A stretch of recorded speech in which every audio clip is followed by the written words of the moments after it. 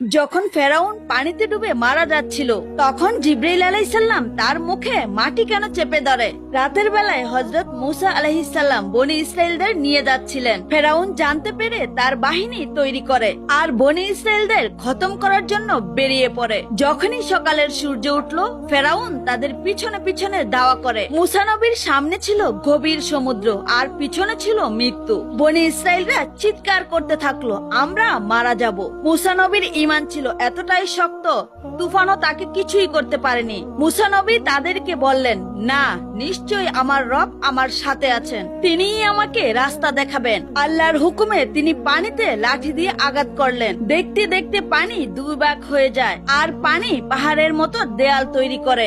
রাস্তা একেবারেই শুকনা। মুসা নবী ও বনি ইসরায়েলরা আস্তে আস্তে সামনে যেতে লাগে। ফেরাউনও দুশমনের খাতিরে তাদের পিছু নেয়। যখন মুসা নবী সাগরের তীরে চলে গেলেন আল্লাহ তাআলা পানিকে মিলিয়ে দিলেন আর ফেরাউনের বাহিনীকে ডুবিয়ে দিলেন।